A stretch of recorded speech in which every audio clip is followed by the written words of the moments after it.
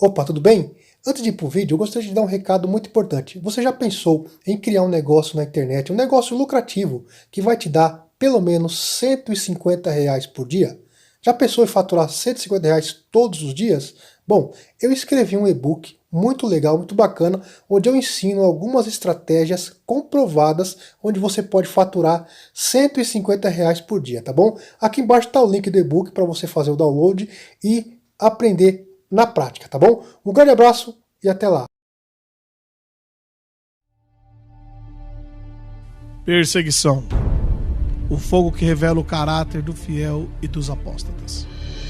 No decurso da história da igreja, Deus sempre reservou para si uma semente de homens piedosos, que conservaram as sãs palavras de nosso Senhor Jesus Cristo e não temeram as ameaças. Perderam bens, família, pátria e sua própria vida, mas encontraram o consolo e a paz nas promessas do Evangelho. Homens dos quais o mundo não era digno. Sob o domínio do imperador Décio, o fiel remanescente fugiu para as áreas isoladas da terra. A oficialização do cristianismo. A perseguição movida por 3 séculos fortaleceu a firmeza dos genuínos cristãos. No entanto, houve um acontecimento que fez cessar a cruel perseguição. O imperador Constantino disse que teve uma visão. Olhando para o céu, ele viu uma cruz e nela escrito: sob esse sinal vencerás. Imediatamente ele interpretou que deveria, em todos os escudos dos soldados, colocar o sinal da cruz. E na batalha na qual ele se via em desvantagem, ele venceu. E a partir de então tornara-se cristão, unindo a igreja com o Estado romano. Esse evento trouxe consigo uma falsa paz, que resultou na sedução e o corrompimento da doutrina cristã. E assim passou a ocorrer a mundanização da igreja. O santo deu lugar ao profano e o devoto ao libertino. A humildade deu lugar à soberba. Enfim, saiu a fé e entrou a religiosidade. As virtudes passaram a ser vergonhas e a santificação um ato tolo. Passaram a professar a Jesus Cristo como Senhor de suas vidas, mas não se convenceram do pecado, da justiça e do juízo, e tampouco sentiam a necessidade de uma mudança de coração. E assim, a cristandade passou da luz para as trevas. As prisões e as torturas eram bênçãos em comparação com a Babilônia que a Igreja de Cristo se tornara. No entanto, Deus reservou para si os que não se dobraram à secularização da Igreja. Antes conservaram o amor e a fé com os remanescentes. Foi necessário um enorme esforço por parte daqueles que desejavam ser fiéis, permanecendo firmes contra a astúcia e a abominação. O evangelho não era mais aceito como a regra de fé, e eram chamados de hereges os que se opunham à fé de Constantino. A igreja cristã tornou-se a religião oficial do império e a idolatria foi nela introduzida.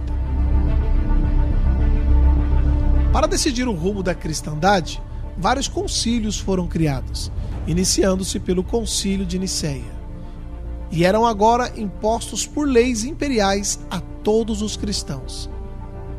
Aqueles que não aceitavam as novas doutrinas eram tratados como hereges e sofriam todo tipo de perseguição, e essa foi outra causa que impeliu pequenos grupos de cristãos ao isolamento e lugares longínquos.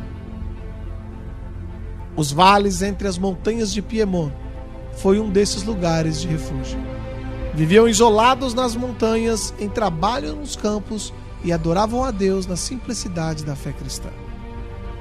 Enquanto os bispos de Roma se engrandeciam a cada geração, estendia-se a sua influência sobre outras nações. Porém, havia um fiel remanescente da fé primitiva. Os montaneses, os novacianos, os donatistas e cristãos que buscaram refúgio nos lugares distantes, longe da vista dos perseguidores. E devido às tendências de apostasia entre a cristandade em geral, os verdadeiros cristãos do norte da Itália, norte da Espanha e sul da França permaneceram separados por séculos, preservando assim as sãs palavras de Cristo, dentre eles os valdenses. Embora com diferentes nomes, estavam ligados pelos laços de fé, que uma vez por todas foi entregue aos santos.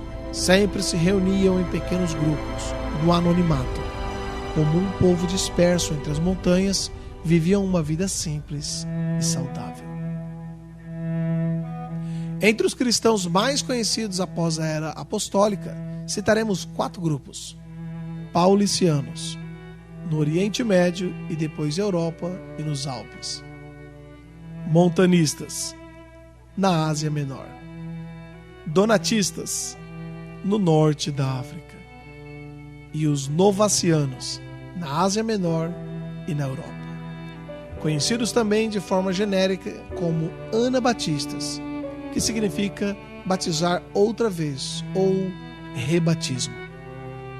Esse movimento tem início cerca de 150 depois de Cristo, quando Montano e outros começaram a batizar outra vez aqueles que vinham das igrejas apóstatas. Ocorreram diversas reuniões de pastores para analisar a situação, em Icônio, Frígia, e 2 vezes em Cartago, cerca de 225 depois de Cristo, onde a decisão tomada foi a mesma, concordando com ela Tertuliano e outros pastores do norte da África, exatamente porque as igrejas erradas persistiram em seu erro. Oficialmente, este apelido anabatista foi dado por Estevão, um bispo de Roma, no ano 253 depois de Cristo, que, movido por ambição, excomungou todos os bispos da Ásia e norte da África, que persistiram em batizar outra vez, aplicando-lhes também os termos anabatistas. Montanistas. Grupo iniciado por Montano, pastor na Frígia, atual Turquia, por volta do ano 150 depois de Cristo. Este grupo se espalhou pela Ásia, pela África do Norte e em Éfeso, na Grécia. Tertuliano, considerado por muitos o maior pai da igreja e maior defensor da doutrina da Trindade, tornou-se também um montanista. Nos anos 381, no Concílio de Constantinopla, quando a igreja se fundiu com o Estado, os montanistas foram declarados pagãos e, portanto, deviam ser julgados e mortos. Os montanistas fervorosamente criam na obra e nos dons do Espírito Santo como uma urgente necessidade para manter a pureza da igreja e de seus membros. Eram rígidos com os vacilantes e apóstatas. Criam que o matrimônio era um só. Defendiam a importância de não negar a fé mesmo diante do martírio. Não desprezavam as profecias. Novacianos. Foi um grupo iniciado por Novácio, um pastor na Ásia Menor nos anos 250. Novácio foi considerado o primeiro antipapa. Foram os primeiros a serem apelidados de cátaros, isto é, puros. Em grande número se deslocaram para a França, o que os conecta com os cristãos albigenses, moradores de Albi, uma cidade no sul da França. Após serem também oficialmente condenados à morte em 413, a perseguição os levou aos vales de Piemonte, na Itália, ligando-os aos valdenses. Donatistas. Os donatistas eram discípulos de Donato e mantiveram-se na fé mesmo durante as perseguições, jamais sacrificando aos deuses, e assim como os puritanos, eles também foram considerados hereges. O donatismo cresceu na Argélia, Tunísia e norte da África e estava sob o constante ataque de Roma, que tinha como objetivo reincorporá-los, fazendo uma só igreja, a Igreja Romana. Após a morte de Donato, muitos nômades que se diziam ser donatistas atacaram os romanos, o que levou Roma a fazer grandes investidas contra eles. O bispo Santo Agostinho fez duras campanhas contra os donatistas, e por seus esforços, os donatistas quase foram extintos. Por volta de 422 d.C., Santo Agostinho se envolveu numa rivalidade com os donatistas, o que posteriormente trouxe revolta e perseguição aos cristãos donatistas. Paulicianos se espalharam pela Síria, Palestina e Babilônia, e que, por incrível que pareça, foram tolerados por muito tempo pelos muçulmanos. Foram fortemente perseguidos pela Igreja Ortodoxa grega, obrigando-os a viverem também nas montanhas. A imperatriz Teodora instigou uma perseguição que culminou com a morte de 100 mil paulicianos na Armênia. Por volta dos anos 1000, os paulicianos evangelizaram também a Bulgária, Bósnia, Sérvia e de lá a Itália, a França e a Alemanha, onde passaram também a serem conhecidos por cátaros, búlgaros e albigenses. Valdenses, também conhecidos como anabatistas. Pedro Valdo era um bem-sucedido comerciante e banqueiro de Lyon, e foi impactado profundamente pelas palavras do Senhor Jesus em Mateus 19:21. Se quer ser perfeito, vai, vende tudo o que tem e dá-o aos pobres, e terás um tesouro no céu. E depois vem e segue-me. Em consequência, em 1173, ele deu boa parte da sua fortuna à sua esposa e repartiu os demais aos pobres. Logo depois, entregou-se à evangelização. Os discípulos de Pedro Valdo, também conhecidos pelos nomes de os pobres homens de Lyon e os pobres homens da Lombardia, sempre viveram espalhados em virtude da perseguição. Para os cristãos valdenses, moradores nos vales de Piemont, os quais durante séculos haviam desfrutado de certa tranquilidade, chegará agora também os terríveis tempos da perseguição. Decretos contra eles foram promulgados, e eles foram impelidos à fuga para distantes lugares, como a Inglaterra, França, Alemanha, Polônia, Espanha e regiões da Europa, além dos Alpes, também na Calábria e Itália, e para o Oriente. Ali, a preciosa semente da verdade, por alguns séculos permaneceu como que hibernando, sob a pesada nuvem da apostasia. Porém, em outros locais, a semente ressurgia novamente e com vida pela luz do Espírito Santo.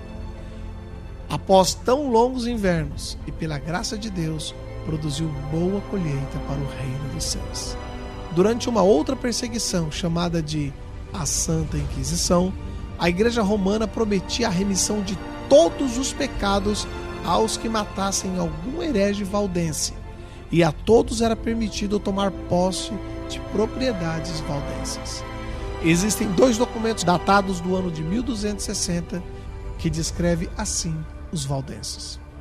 Os valdenses vestiam-se com relativa simplicidade, comiam e bebiam moderadamente. Sempre laboriosos e estudantes, haviam entre eles muitos homens e mulheres que sabiam de cor o Novo Testamento. Significativo é um outro depoimento de Saccone, que foi por 17 anos um ativo pregador dos cátaros valdenses da Lombardia na Itália, mas que se vendeu a Roma, unindo-se à ordem dominicana e sendo nomeado pelo Papa o Inquisidor da Lombardia. Ele diz: entre todas as seitas, não há mais perniciosa do que os leonistas, isto é, os valdenses, por 3 razões. Primeira, porque é a mais antiga, remetendo-os aos tempos dos apóstolos. Segunda, é a mais difundida e dificilmente há um local onde ocultamente ela não exista, ainda que com poucos discípulos.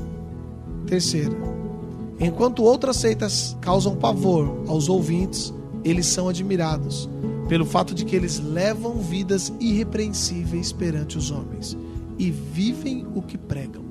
Sua única falta é que blasfemam contra a igreja.